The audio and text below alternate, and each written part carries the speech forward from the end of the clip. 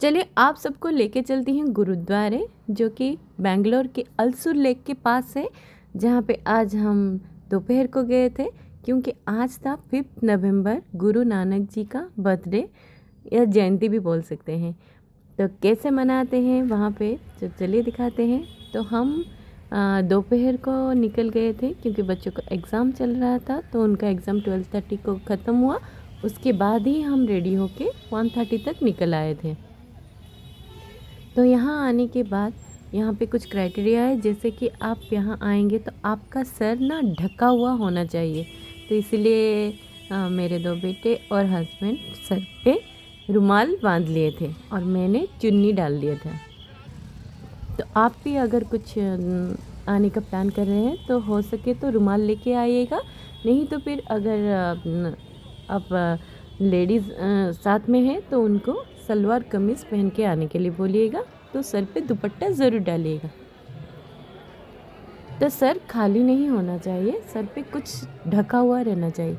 अगर आप कुछ लेके नहीं आते हैं तो यहाँ पे मिलता है चुन्नी वगैरह, या तो फिर कुछ रुमाल जैसे कपड़े भी मिलते हैं, आप उसके भी ढक सकते हैं। तो यहाँ से एंट्री करने के बाद गुरुद्वारा में इस साइड में शू रखने के लिए जगह दिए गए हैं। तो यहाँ पे आप चप्पल वगैरह रख सकते हैं और आपको एक टोकन दिया जाता है, उसी नंबर से ही आपको बाद में रिटर्न किया जाता है।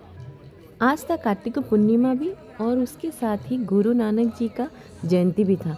मतलब ये जो जयंती है ना, ये गुरु नानक जी का जयंती बहुत ही धूमधाम से मनाया जाता है। यहाँ तक कि आप अगर दिल्ली और उत्तर प्रदेश या तो फिर पंजाब में जाएंगे ना, इसको तो वहाँ पे नेशनल हॉलीडे भी डिक्लेयर किया जाता है। बहुत सारे बैंक भी ऑफ रहते हैं, स्कूल कॉलेज भी बंद किया जाता है, क्योंकि इसको हर घर में बहुत ही धूमधाम से मनाया जाता है। यहाँ तक कि बाहर आके ना पंजाबी सिख सब लंगर देते हैं, फ्री में सबको दिया जाता है। तो ये उनकी एक निस्वार्थ पर सेवा है। तो आप देख सकते हैं कितना ज़्यादा भीड़ था, मतलब सभी आए थे वहाँ पे दर्शन करने के लिए, और इसलिए ये सारा अरेंजमेंट किया गया था ताकि धूप ना लगे। तो इसलिए ये टेंट भी ये लगाए गए थे, और हमें खड़े होके अंदर तक जाने में ही 2 घंटा यहीं पे ही हो गए थे। मतलब कुछ कुछ स्टेप चल रहे थे, फिर वहाँ पे बंद कर देते थे, फिर जाके हमें दर्शन मिला। हम 2 बजे गए थे, हमें दर्शन मिला 3:30 बजे। तो अंदर जाने के बाद थोड़ा सा राहत मिला। इतने देर तक खड़े होने के बाद बच्चे भी तो परेशान हो गए थे, फिर उनको थोड़ी देर बिठाया। उसके बाद फिर हम जाके दर्शन किए। दर्शन करने के बाद वहाँ पे कड़ा प्रसाद दिया जा रहा था, और मुझे बहुत ज़्यादा पसंद है, तो मैंने 3-4 बार ले लिए। और इसके साथ ही वहाँ पे लड्डू प्रसाद भी दिया जा रहा था। उसके बाद हम लंगर के लिए चले नीचे।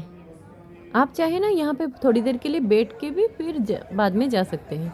तो यहाँ पे जो लंगर लगता है ना, वो 24 आवर्स रहता है, तो आप जब भी चाहें यहाँ पे आके लंगर खा सकते हैं। तो ये जो लाइन लगा है, ये लंगर हॉल है, यहाँ पे ही लंगर दिया जाता है।